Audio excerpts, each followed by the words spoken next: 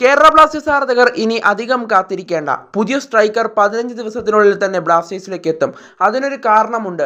കാരണം ഈ മാസം 31-ന്, ഈ മാസം അവസാനം 31-ന് എന്തായാലും ട്രാൻസ്ഫർ മാർക്കറ്റ് അടയ്ക്കുകയാണ്.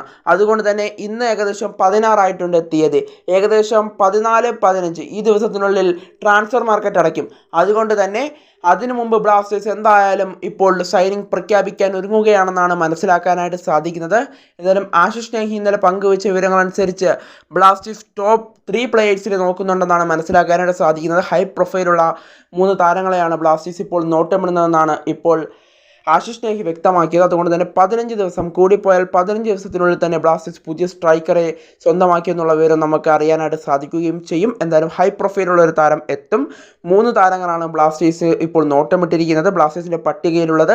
അതിൽ ദിമിയുടെ പകരക്കാരൻ ആരാണെന്ന് ബ്ലാസ്റ്റേഴ്സിന് തോന്നുന്നോ ആ താരമായിരിക്കും ബ്ലാസ്റ്റേഴ്സിലേക്ക് എത്തുന്നത്. എന്തായാലും നമുക്ക് കാത്തിരിക്കാം ഏത് താരമാണ് എത്തുന്നതെന്ന്. ഇപ്പോഴും അവ്യക്തമായി തുടരുകയാണ്. ബ്ലാസ്റ്റേഴ്സ് അണിയറയിൽ വൻപൻ നീക്കങ്ങളാണ് നടത്തിക്കൊണ്ടിരിക്കുന്നത്. എന്തായാലും ആ താരത്തിന് ഒരു ക്ലൂ പോലും ബ്ലാസ്റ്റേഴ്സ് ഇതുവരെയും പുറത്തുവിടാൻ ശ്രമിച്ചിട്ടില്ല. ബ്ലാസ്റ്റേഴ്സ് ഇതുവരെ പുറത്ത് വിട്ടിട്ടുമില്ല. എന്തായാലും നമുക്ക് കാത്തിരിക്കാം പുതിയ സ്ട്രൈക്കർ ആരാണെന്നുള്ളതിനായി.